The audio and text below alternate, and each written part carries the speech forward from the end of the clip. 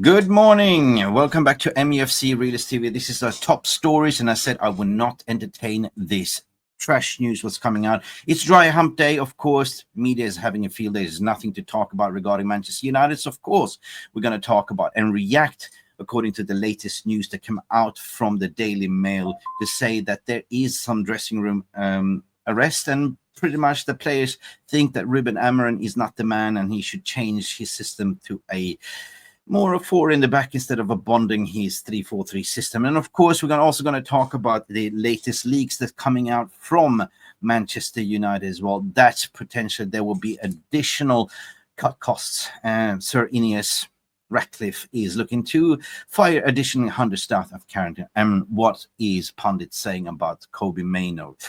There's a lot of things to get into and a lot of things to call out, and I'm tired of this. Let's get right into the stories, shall we? And do not forget to like and subscribe. This is Mick Ruby, Mufc RealistTV, calling a spade, beating the press. Let's go.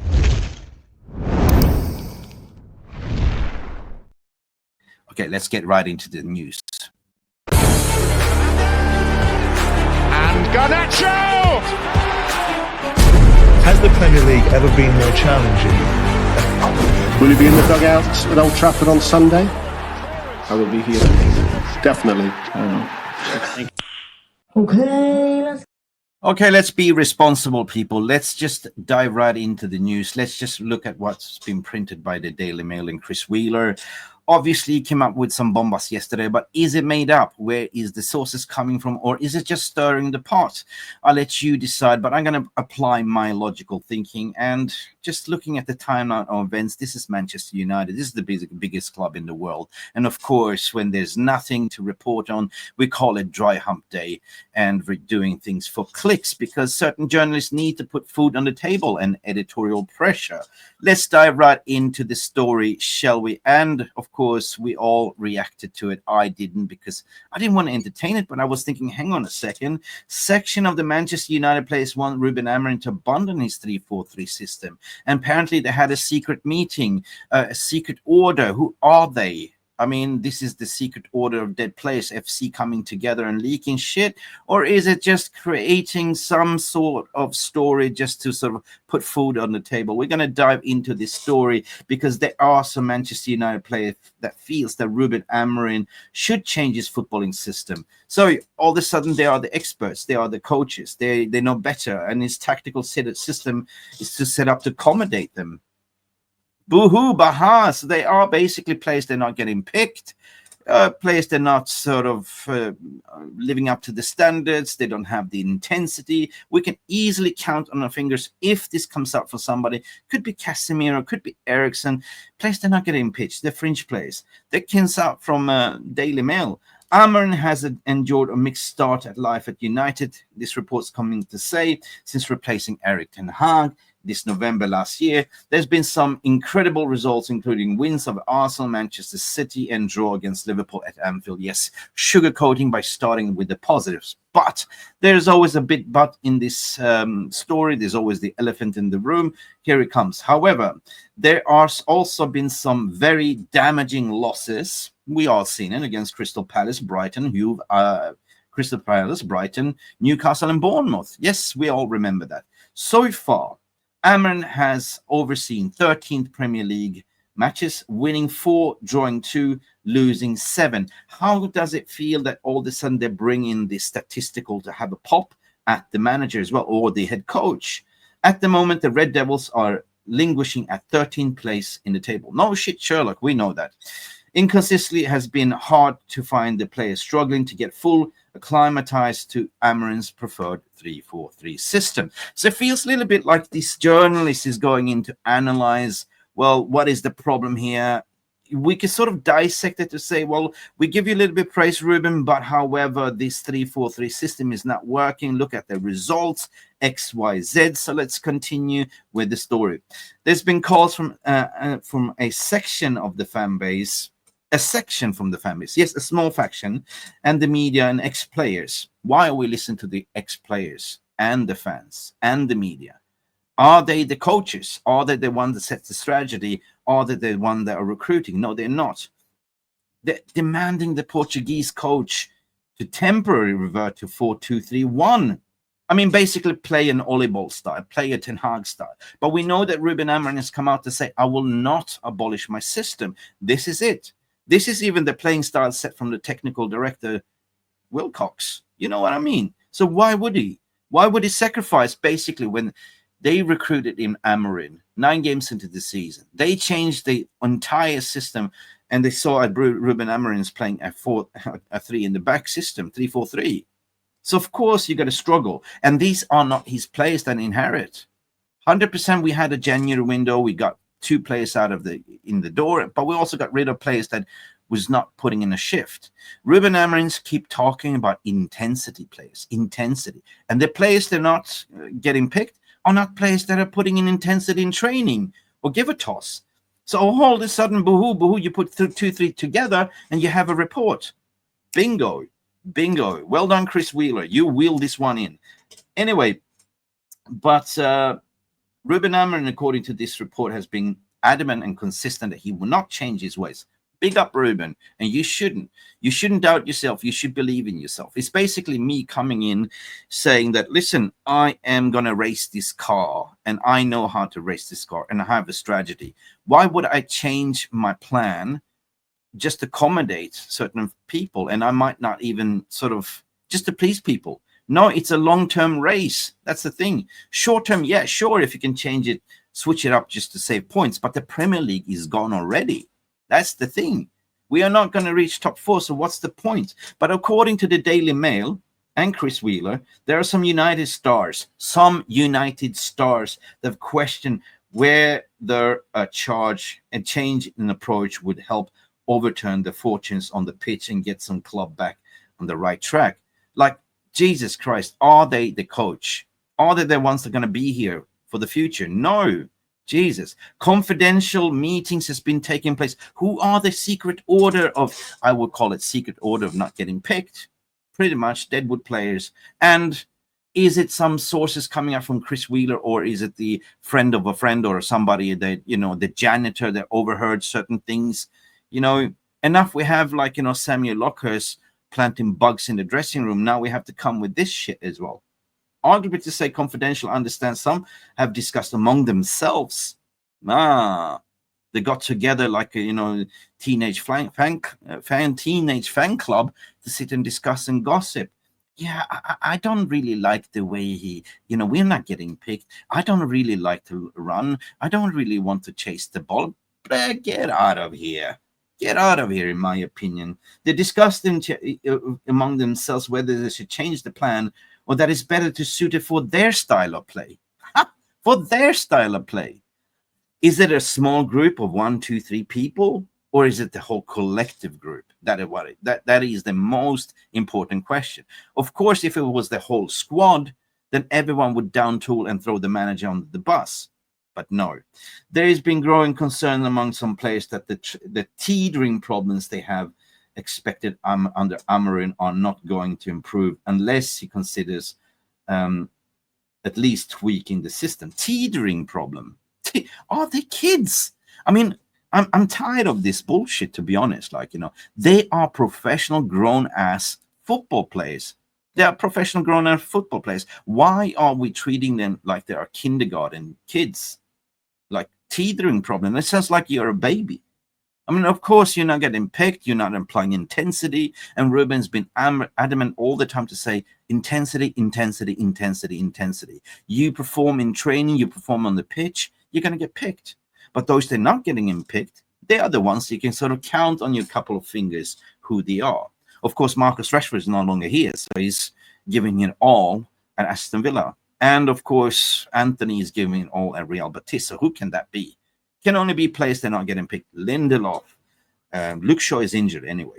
Lindelof, Casemiro, Eriksson. Who else do we have here? Baha. Players that play high wages and don't want to work for it. I'm sorry. I think that this is a lot of bullshit. I think that, however, if you continue reading the report, it's understood that it's unlikely that Amorim will bow down for the demands. Why would he bow down? Really, why? The player should bow down and kiss his ring. The player should just go pull your socks up to your hips, Get your ass on the pitch and perform. That's it. Why would you sit there, in a small group and talk amongst each other and gossip, chit chat? Well, what if Buhu Baha? What if yes, he should accommodate to us. No way, Jose, what we say. However, this is the newspaper coming out from Chris Wheeler. It comes down to notes that say that there's currently nothing to suggest that Amorim has lost the dressing room. So, yeah, so this is a nothing burger, in my opinion, guys. I want to hear your thoughts and feelings. Like, is it newsworthy? Is it newsworthy, or is it just, stirring the pot? I call it latter stages stirring the pot, because if you could sort of analyze the story, it starts with the positive, comes with the negative, and then sort of kind of article to say suggestion piece that maybe Ruben should, switch to accommodate certain players. Then you have pundits come out to say as well, raising the voice and concern. And of course, we have pundits like Paul Scholes coming in to say, like, listen, what about Kobbie Mainoo? It is clear and obvious. I don't think he knows where to play Kobbie, according to Paul Scholes, right? So media is having a field day. Ex-players are having a field day. Shut the fuck up, in my opinion. Sorry, the language. Like, ex-players, they know best, right? According to Paul Scholes, that was on the overlap. He says that, he feels sorry for Mainoo. He doesn't know where he fits in. And yes, we don't know where Kobbie fits in the system. Early days as of yet. But Buhu Baha, if you tie things together, it all comes down to ex-players' opinions, media opinion, what they're suggesting. But where's the facts in it? The fact is that we tried Kobbie Mainoo to play him as a number 10. Yeah, that worked out. We tried him as a number 9. He's not a deep playing player. He doesn't have the abundance of speed. Simply, it is too early to call the shots. In my opinion, maybe Paul Scholes has a sort of a point to prove here, because we need to surround Kobbie Mainoo with more, intensity players, that could do the hard job around Kobbie, and Kobbie could just be the ball carrier. At the moment, we have a player like Ugarte that's still doing two-man's job there, covering that midfield battle, deep. And of course, we don't create enough for the strikers. So of course, Kobbie Mainoo, in my opinion, he's more suited as right-sided number 10, right? Definitely, or a number 8. But that is the story. I want to hear from your thoughts and feelings. What do you think? I certainly would say that, to summarize the two stories there, what we just go over right now, I think it's the media having a dry hump day. It's Man United. It's an opinion piece rather than factual, because you can marry things together to see this starts with the results, they start with the positives, and they go into certain players we favoritize, which are not getting minutes. Therefore, we suggest, Daily Mail, that, however, Ruben should change the system, and they'll be listening to pundits and scouting what the social media is saying, a minority of the group. That is my honest opinion, so I call it BS. Bullshit, bullshit, bullshit. But however, I want to hear from you this morning as well. Now, moving into the next damning story as well, there's more leaks coming out. However, there's been more leaks coming out. The Man United plot a mass sackings in a necessary cost-saving exercise. Well, Buhu Baha, we know that it's been a little bit of a whirlwind with Sir Ineos. Why am I keeping calling her Sir Ineos? Ineos and, Ratcliffe. They've been firing 250 staff. They're increasing the ticketing prices, and now they're looking to even slim this more down. I call them the janitors doing the Glazers' dirty deeds, because Glazers were incompetent and overinflated that wage bill, overhired people. And of course, we went through the strategical review. Dale Brailsford did it, and it's normal. You go on organizational development, you have interviews and say, what is your job? What are you doing? Hang on, you're doing nothing. Why are you on the payroll? Why are you working from home? XYZ. Why are Manchester United having all of a sudden 1,500 employees if you look at other clubs that have maximum 500 employees? So you can sort of understand why they're trying to do this. But is it going to sort of impact the PSR? We can dive right into it. Of course, PSR and FFP involves not only players' salary, wages, it includes the entire staff within the footballing operation. So the articles suggest here the Man United are planning to make more than 100 members of the staff redundant in another mass cut. this has been described as necessary. Why?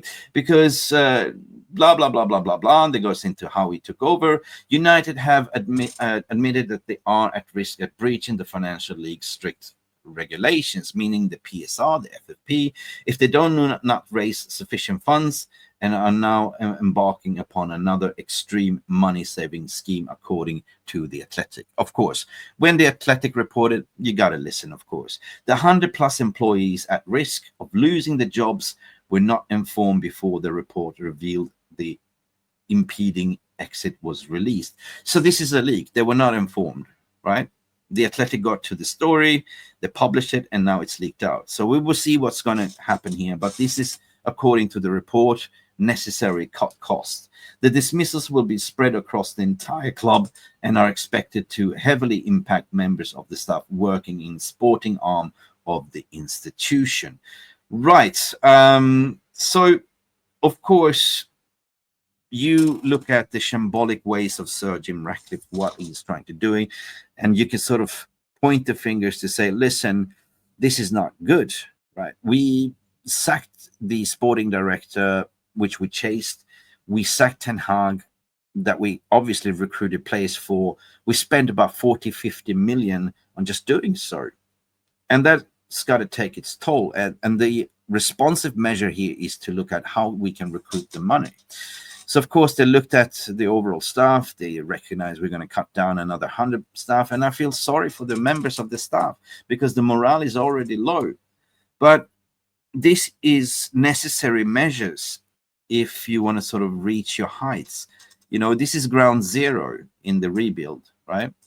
Obviously, they did the strategic review. I'm not Ineos in, I'm not Ineos out. I'm just feeling doubtful. But I look at it from a business perspective. Glazers messed up the finances. Ineos is there mopping up, looking at what is the best measures, what we can do. This is what we're going to do. The recruitment strategy is to go and get a little bit more cheaper player. We're not going to buy Mbappe's XYZ, and we're going to compete in 2028. So it's a sad day for Man United. This was released on Dennis Law's funeral. I don't know why it was leaked on the memorial or funeral of a legend, but I want to hear your thoughts and feelings on everything that's been reported here. Like, I'm sorry, we're not going live. This is just a recording, so it will be helpful if you leave a comment in the non-live comment section. Again, speaking about the media leaks, about the players, what's your thoughts and feelings regarding that? I already gave you my initial thoughts and feelings. I think it's a fabricated story. There's nothing to report on. And the pundits, again, speaking out loud, they're ex-players. They should just be, experts but not giving advice. The manager is there to set his precedent. The manager is there to set standards. He's not going to abolish the 3-4-3 system. Why would he do that? Just to get a few more points in a Premier League that you cannot win anyway. And the cut costs from Ineos. Is it necessary measures, or what's your thoughts and feelings? Anyway, guys, it's been Mick Ruby this Wednesday morning of recording, 12th of February, and of course it's dry hump day. We're looking forward for football action so we can actually talk real football. Of course, we're playing Spurs over the weekend, and we'll be back as soon as there's more breaking news. Until then, people, stay beautiful, stay calm, and don't forget to like and subscribe if you are new. Hit that notification button and have a lovely day. I had my say. Bye for now. Thank you so much for stopping by and watching MUFC RealistTV. Don't forget to like and subscribe and follow us on the socials.